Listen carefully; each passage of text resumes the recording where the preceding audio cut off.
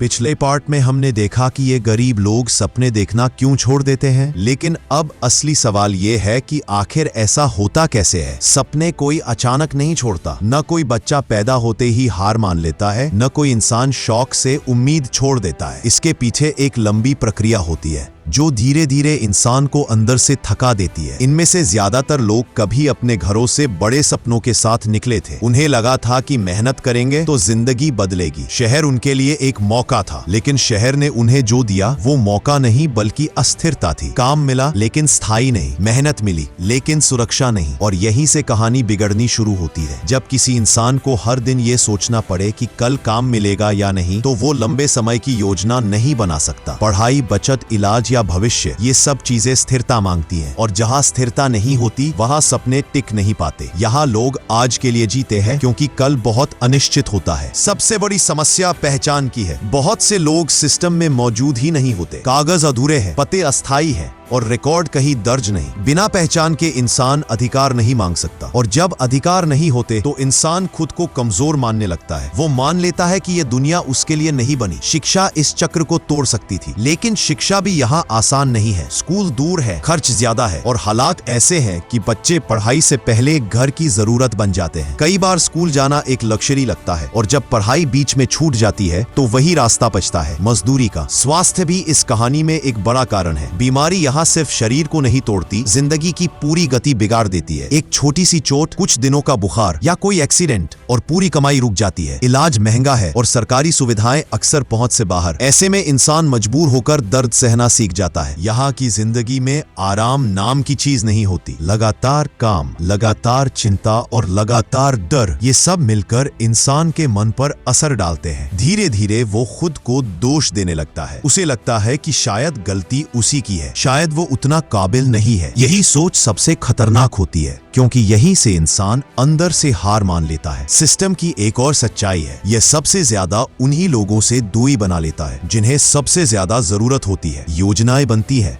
घोषणाएं होती है, लेकिन जमीन पर हालात बहुत कम बदलते हैं। जो लोग सबसे नीचे होते हैं वही सबसे ज्यादा छूट जाते हैं। महिलाओं के लिए ये हालात और भी कठिन हो जाते हैं। उनके हिस्से में काम भी आता है, जिम्मेदारी भी, और चुप्पी भी। उनकी मेहनत को सामान्य मान लिया जाता है, उनकी तकलीफ को नजरअंदाज कर दिया जाता है। ऐसे माहौल में उनके सपनों की कोई जगह नहीं बचती। समय के साथ इंसान सीख जाता है कि ज्यादा उम्मीद रखना दर्द देता है, इसलिए वो खुद को सीमित कर लेता है। बड़े सपनों की जगह छोटे समझौते आ जाते हैं। बस घर चल जाए, बस बच्चे भूखे न रहे, यही लक्ष्य बन जाते हैं, और शायद यही सपनों की मौत हो जाती है। लेकिन ये पूरी कहानी सिर्फ मजबूरी की नहीं है, ये सवालों की भी कहानी है। सवाल इस बात के कि अगर मेहनत मौजूद है तो अवसर क्यों नहीं? अगर लोग काम करना चाहते हैं तो रास्ते इतने बंद क्यों हैं? और अगर ये हालात बदले जा सकते हैं तो बदले क्यों नहीं जाते? इन्हीं सवालों के साथ हम अब उस हिस्से की ओर बढ़ते हैं जहां बात सिर्फ समझने की नहीं बल्कि कुछ करने की होगी। शहरों के कुछ इलाके ऐसे भी होते हैं जहां अंधेरा सिर्फ रात में नहीं होता बल्कि जिंदगी में बस जाता है। ये वो बस्तियां हैं जिन्हें लोग अक्सर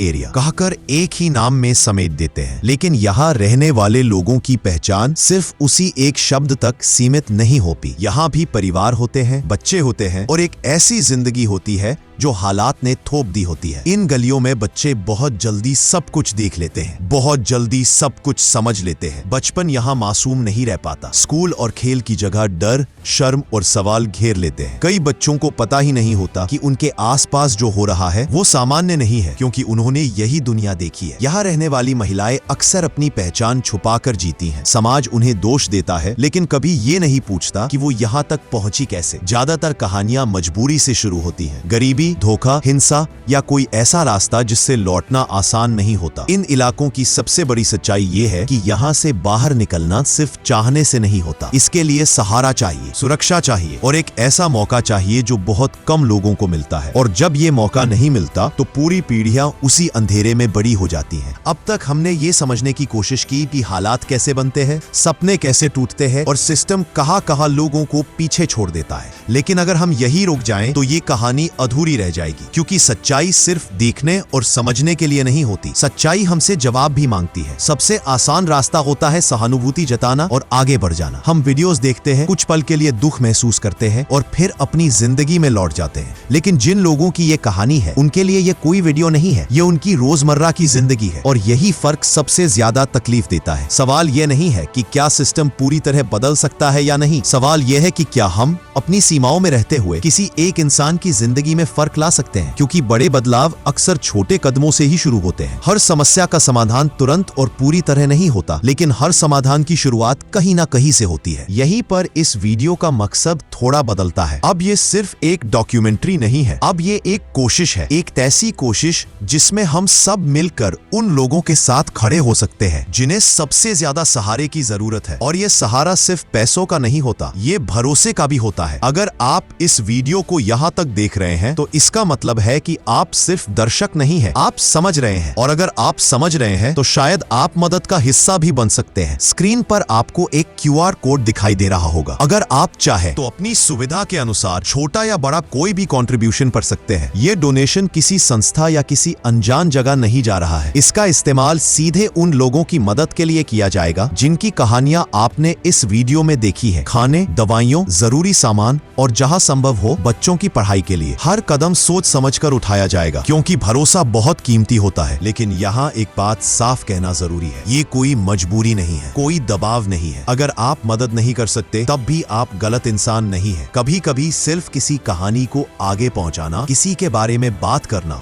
भी मदद का एक रूप होता है। ये वीडियो उसी उम्मीद के साथ बनाया गया है, जो लोग मदद करेंगे उनके लिए भी एक जिम्मेदारी हमारी है। इसलिए इस पूरी प्रक्रिया को ट्रांसपेरेंट रखा जाएगा। जिन लोगों तक मदद पहुंचेगी उनकी कहानी हम आगे शॉर्ट वीडियोस के जरिए आप तक लाएंगे, ताकि आप खुद देख सकें कि आपकी मदद का असर कहां और कैसे पड़ा। ये सिर्फ विश्वास बनाने के लिए नहीं, बल्कि जवाबदेही निभाने के लिए जरूरी है। कई बार लोग पूछते हैं, क्या इतनी छोटी मदद से सच में कुछ बदलेगा? शायद पूरी दुनिया नहीं बदलेगी, लेकिन किसी एक बच्चे के चेहरे पर राहत आ सकती है, किसी बीमार इंसान को दवा मिल सकती है, किसी परिवार को कुछ दिनों का सुकून मिल सकता है, और कभी कभी इतना ही काफी होता है। इस पूरी कहानी में सबसे ज्यादा जरूरी चीज है इंसान को इंसान की तरह देखना, ना आंकड़ों की तरह, ना कब्रों की तरह, ना किसी दूर की समस्या की तरह। जब हम किसी को बराबरी से देखते हैं तभी बदलाव की शुरुआत होती है, दया से नहीं, सम्मान से। ये वीडियो किसी को दोष देने के लिए नहीं बना है, न सरकार को, न सिस्टम को, न समाज को। ये वीडियो सिर्फ एक आईना है, एक ऐसा आईना जिसमें हम खुद से सवाल पूछ सकते हैं, और शायद उन्हीं सवालों से कुछ बेहतर शुरू हो सकता है। अगर आपने यहाँ तक देखा है, सुना है और सोचा है तो पहले ही इस बदलाव का हिस्सा है। और अगर आप एक कदम और आगे बढ़ना चाहते हैं तो QR कोड के जरिए की गई आपकी मदद किसी के लिए बहुत बड़ी राहत बन सकती है, क्योंकि सपने सिर्फ टूटते नहीं है, कई बार उन्हें दोबारा जीने का मौका भी दिया जा सकता है, सही समय पर, सही सहारे से। और शायद यही इस पूरी डॉक्यूमेंट्री का असली मकसद है, सिर्फ ये दिखाना नहीं कि हालात कितने खराब हैं, बल्कि ये याद दिलाना कि इंसान अभी भी कुछ कर सकता है। अगर एक इंसान भी इस वीडियो के बाद ये महसूस करे कि मैं अकेला नहीं हूँ, तो शायद ये कोशिश सफल हो जाएगी।